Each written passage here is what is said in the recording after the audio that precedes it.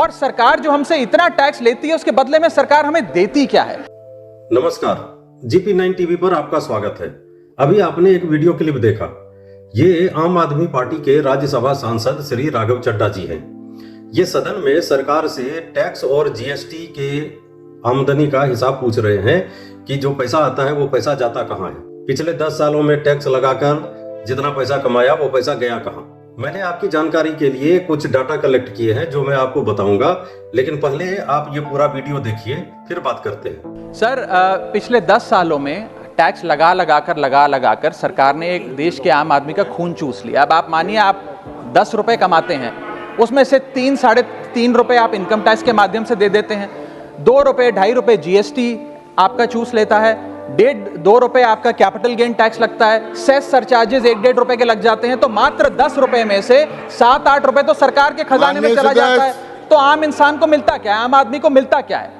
और सरकार जो हमसे इतना टैक्स लेती है उसके बदले में सरकार हमें देती क्या है? कौन सी ऐसी अंतर्राष्ट्रीय सेवाएं, world class health care, education, transport सुविधाएं सरकार बदले में देशवासियों को देती है? मैं ये भी पूछना चाहता हूं। इसीलिए आज मुझे ये कहने में बिल्कुल भी गुरेज नहीं है that sir we in India today pay taxes like England to get services like Somalia. अब मैं आपको बताता हूं कि पैसे जाते कहां हैं। टैक्स के पैसे से आम लोगों के लिए infrastructure, school, college, hospital, airport, roads इत्यादि बनाए जाते हैं। इसके अलावे और भी कार्य होते हैं जो सरकार टैक्स के पैसे से ही करती है। इसके अलावे टैक्स की टोटल आमदनी का राज्य सरकार को 21%, कर्ज का भुगतान 19%, केंद्रीय योजनाओं में 8%, पेंशन 4%, सब्सिडी 6% और फाइनेंस कमीशन में 9% जाते हैं, जिसका कि डाटा मुझे हासिल हो सका है। इसके अलावे भी और खर्चे होंगे जिसका डाटा मैं कलेक्ट नहीं कर पाया। एक बात और है, 2023 की एक रिपोर्ट के अनुसार 266 करोड़ रुपये लगभग लोकसभा के 543 MPs की सैलरी तथा उनके अन्य खर्च जैसे daily allowance, constituency allowance, travelling में, मेडिकल, ऑफिस एक्सपेंस और पेंशन इत्यादि में खर्च हुए हैं। इसी प्रकार राज्यसभा के 245 सदस्यों का वेतन और अन्य खर्च लगभग 130 करोड़ रुपये होगा। देश में कुल 4127 MLAs हैं, जिनकी सैलरी भी लगभग 8 से 10 करोड़ रुपये होगी। इसमें उच्च पद वाले माननीयों का वेतन और अन्य खर्च शामिल नहीं है।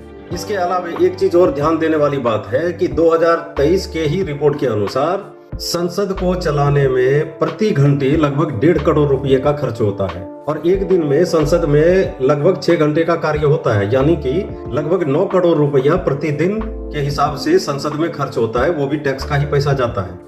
साल में 3 सत्र होते हैं और तीनों मिलाकर लगभग 80 से 90 दिन का सत्र होता है, जिनमें कुछ छुट्टियां होती है, सैटरडे संडे है, कुछ ऑफिशियल हॉलीडेज हैं, वो कम हो जाते हैं। तो लगभग 500 करोड़ रुपया प्रति वर्ष तो सिर्फ संसद चलाने में खर्च होता है। और उसके बाद भी आपने देखा होगा कि आजकल संसद में कार्रवाई के नाम पर कोई खास होता नहीं है, सिर्फ हो हल्ला होता है, सदन से वॉकआउट करना, शोर शराबा करना, आउटपुट कुछ नहीं निकलता है।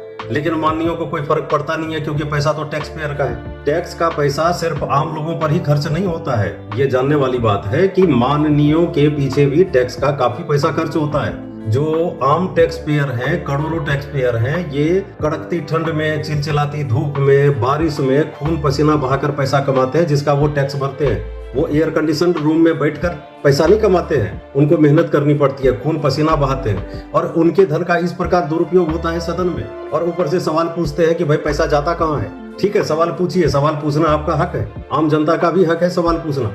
माननीयों को सोचना चाहिए कि टैक्स का पैसा यूं ही बर्बाद ना करें। आम जनता बहुत विश्वास के साथ आपको सदन में भेजती है कि आप उनके लिए कुछ सार्थक बातचीत करेंगे, सार्थक बहस करेंगे, उनके क्षेत्र के लिए कुछ काम होगा, कुछ काम करेंगे आप। उनके विश्वास को इस तरह तोड़िए मत। इसी तरह के और वीडियो देखने के लिए मेरे चैनल को सब्सक्राइब करें और बेल आइकॉन प्रेस करें, ताकि मेरा वीडियो सबसे पहले आपको मिले। और हाँ, वीडियो पर कमेंट करना और अपने दोस्तों को शेयर करना ना भूलें। धन्यवाद। To protect your city from noise pollution, stop honking. For your children, save water, save life.